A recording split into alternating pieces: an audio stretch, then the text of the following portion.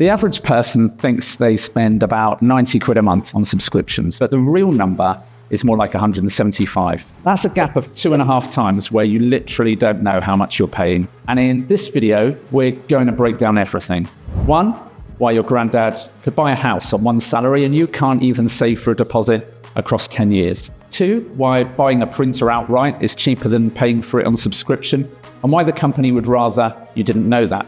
3, why BMW charges you a monthly fee to heat seats that are already physically installed in your car. 4, why an ex-Greek finance minister says, I hated capitalism.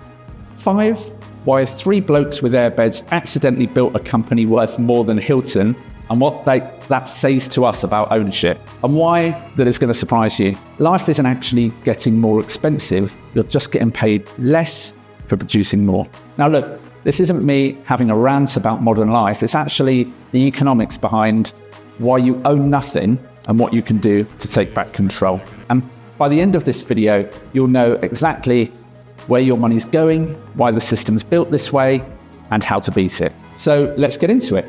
In 2016, a Danish politician called Ida Auken wrote an essay for the World Economic Forum. It's like we've forgotten what politics is about, that it's about people. There is no such thing as the right thing. What politics is really about, it's the people stupid. And one line became a meme for the next decade. Welcome to 2030. I own nothing, have no privacy, and life has never been better. Now people laugh, but it's like they were being taken into conspiracy theory territory. But now, look, it's 2026. Music, films, books, software, printers, heated seats in your car, all on subscription. This is the business model of the era. Let's do the maths. That's £138 a month, over £1,600 a year. And that's before your phone contract, broadband, insurance. So when HP sells a printer for £130, but they offer a great deal, £7 a month. Well, over 2 years, you pay £168, 20% more. And after 2 years, the printer still isn't yours. And it says that right there in the terms of service. 8 Sleep sells a mattress for $2.5 grand, but you have to pay £14 a month forever just to use it. You paid for the thing and you're still renting it. So do you see the pattern? You pay more, you get less control, and you own nothing. Now imagine this isn't just about printers. In 2009, the most ironic thing in the history of digital products happened. Amazon remotely deleted George Orwell's 1984 from every Kindle on the planet. No warning, just gone. A book about totalitarian control, depleted by a corporation with total control over its customers' devices. You literally couldn't make it up. But legally, when you buy a book, a film, or a song digitally, you're not buying it, you're buying a license, a permission to use it. And that permission can be taken away. Okay, but if subscriptions are so annoying, why don't people just cancel? Well, because companies deliberately make it hard. It's called dark patterns. And this is exactly why we started IHCL, the International Humanitarian College of London, because school doesn't teach you how subscriptions drain your accounts. Neil Mahoney, Stanford professor, he studied subscription models, and he found that companies earn as much as 200% more from people who forgot to cancel. 200%. They make double the money from inattention. The issue is that people face obstacles when trying to cancel. The button gets buried, you get redirected to a phone call, or they offer a discount. And then they ask 3 times, are you sure? Are you sure?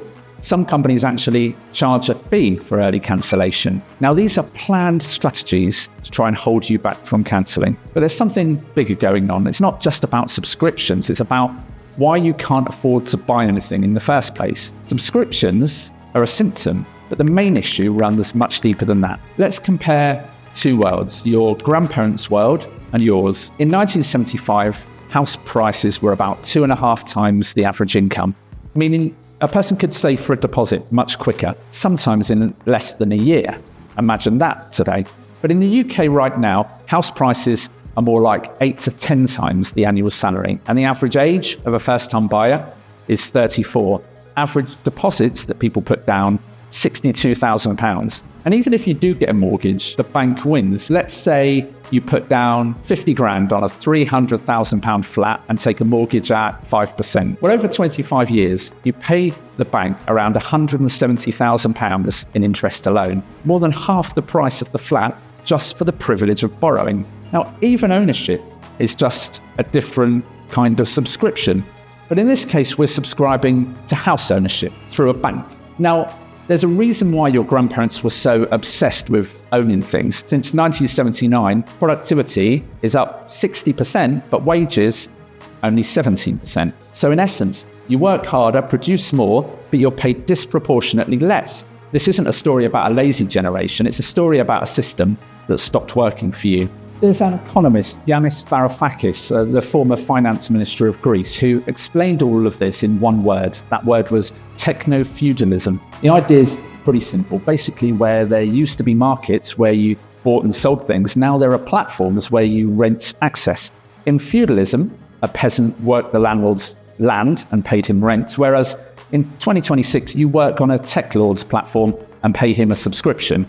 Amazon takes 30 to 50% commission from sellers. Apple takes 30% of every App Store purchase. So the top 1% own 32% of all wealth. The bottom 50%, just 2.5%. Subscriptions aren't a random trend. They're the logical result of a system where ownership concentrates at the top and everyone else pays rent for music, for films, for software, for housing, for everything. But here's where we need to be clear. Not everything about renting is bad, and not everything about owning is good. Think about it. Do you need a drill? No, you need a hole in the wall. The drill sits in the drawer 364 days a year. You use it once, and then it owns a piece of your cupboard forever. Same with cars. Your car sits parked 90% of the time. You wash it, insure it, MOT it, park it, fuel it. When you own something, in a weird way, it also owns you. The problem isn't renting. The problem is when renting is your only option, when you can't buy, even if you want to, when companies take away the choice. That's when the modern economy becomes a trap instead of a freedom. That's the difference between Airbnb, where you can choose to rent a castle, and a company who forces you to rent a piece of software because they killed the buy option. The question isn't own or rent, it's who gets to decide. Okay, so what can you actually do about it? Well, step one, audit. You can download apps like the Emma app, which connects to your bank and shows you every recurring charge. And people that do this can save hundreds of pounds a year. Or the hardcore version, subscription detox. Cancel everything for 1 month, all of it, and then resubscribe only to the things you genuinely missed. Step two, negotiate. Call up Sky, BT, they raise their prices every year. If you ring them up and say, I'm leaving, then 65 to 70% of the time, they can offer you a new deal. Martin Lewis, money-saving expert, he's been teaching people this trick for over a decade. Step three, use libraries, either in person or online.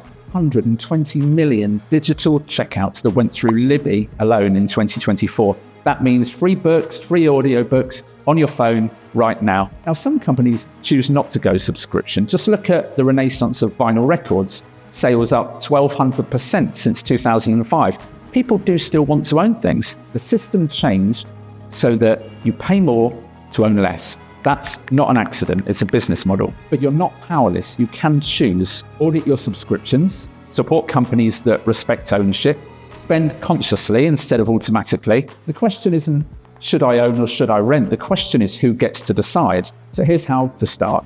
Make yourself a cuppa, open your banking app and look at every recurring payment, and then cancel anything you haven't used in the last month.